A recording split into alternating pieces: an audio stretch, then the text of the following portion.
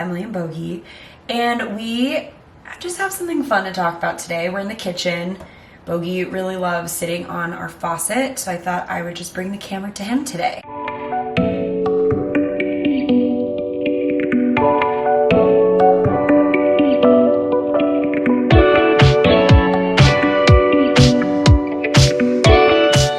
Today I just wanted to talk about our favorite, well, my favorite trick or just behavior that I've recently taught Bogey, kind of by accident, but it was pretty intentional, but it just worked out really well.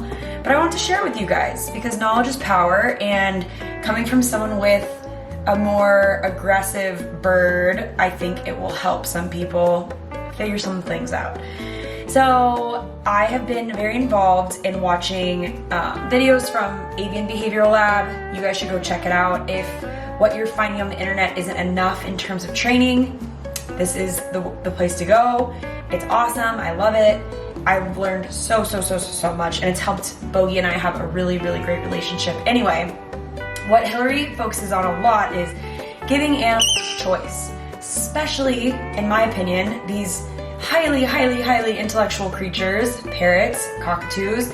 They're so smart. Taking choice away from such an intelligent little creature can bring a lot of consequences, most of which I have experienced with Bogey, like the aggressive behavior and, well, mostly aggression in my case. Other people can maybe deal with plucking or screaming or I don't know, the bird maybe just doesn't want to be around the person. One way choice is taken away is by, in my opinion, wing clipping, because when wings are clipped, the bird isn't able to flee or fly towards what they want, and over time this can create a general resentment. Whenever we force our animals to do something, this can also be taking choice away. Obviously, it's kind of the opposite of giving choice, is forcing. What I do is I personally try to set up really fun ways that Bogey can make his own choices, where I've kind of like been the puppeteer or the orchestrator behind it.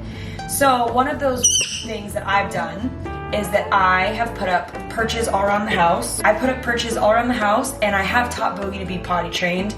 Lightly potty trained, we'll say, because Bogey still has accidents and he knows that he can poop anywhere and he's not gonna get punished for it.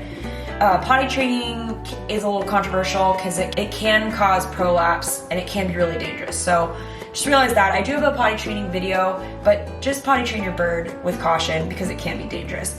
However, Bogey can choose which perch to fly up and poop on, and he gets a reward for doing that, because whenever he poops in the proper spot, I reward him. It empowers him to make his own decisions. He feels like he has some autonomy, which helps our relationship, yet I'm kind of like the orchestrator in the background allowing this to happen. So that's the kind of stuff we want to set up. I've noticed that Bogey, when he's hungry, can get more aggressive. It took me a lot of like journaling and writing down when Bogey bites, what time he bites, but he's just displaying more aggressive behavior. So it's like in the morning, if he doesn't eat all the way or he's hungry, he'll get snippy, which is like, I get it. You know, it's like I'm expecting to take you out and have some bonding time, and you're like starving. He's like, let me go back to my cage and eat. So what a lot of people do is they get bit and they put their bird away. Think about Bogey's brain being like, I'm hungry, and he finds out, oh, if I bite her, I get put back in the cage and I get food, breakfast, great. This is like a great conversation, so to speak, where the human is like, what the heck, my bird keeps biting me, what's going on? I taught Bogey in the morning, if he wants to come out and get head rubs, because he really loves to get out in the morning, he likes to look out the window, he loves head rubs. But there's this fine line of, oh, are you hungry? Are you gonna attack me because you want food? When Bogey's like really hungry, it's just not a good, he gets like hangry. So I actually trained him to go back into his cage when he wants breakfast. And what's great about this is, it's like, yeah, I kind of trained him, I kind of showed him that this is possible, but it's his choice at the end of the day. When he's hungry, he goes in his cage, I get him food, we have no more morning aggression. It's pretty awesome. So I'm gonna show you guys how I did that. Let's go to the bedroom and I will show you guys what I did. Okay, so we're in the bedroom. Bogey is on his cage with our beautiful portrait in the back. So every morning what happens is I usually would get up. My room's a little messy, I didn't clean for this, but Bogey has food that's stored under here. I have a whole Bogey tub, and what would happen is I would come down here to get Bogey his food in his bowl. Bogey would pretty much just jump on my shoulder. He was curious what I was doing. It wasn't like he was purposefully being a jerk. He was just like, hey, she's getting the food out. What's great is since I have all these perches set up in our house, he kind of knows that if I point somewhere and say, go to your blank, go to your perch, go to your cage, he kind of understands what that means. So my first step was when he would come over here, I would kind of send him off. I would kind of help him. I'd say, go to your cage. So I was getting his food out. He was being too close for comfort, where I knew if I keep, you know, doing this, aggressive behavior might ensue. So I said, go to your cage. Send him over there.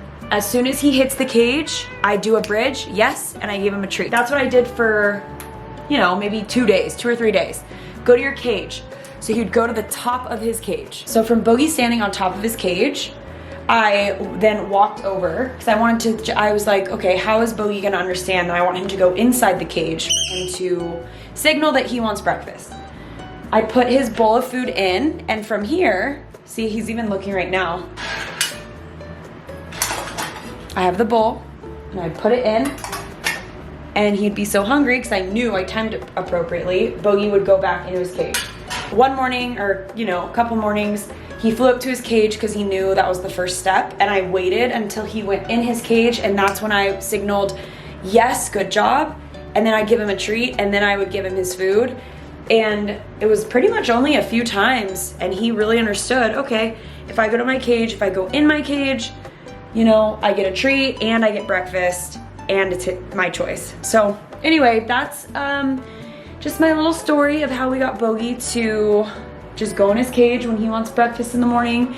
It's a really good boundary that is his choice. It's empowering to him, and it's nice for me because then there's a clear stream of communication between Bogey and I. All right, guys, that's about it.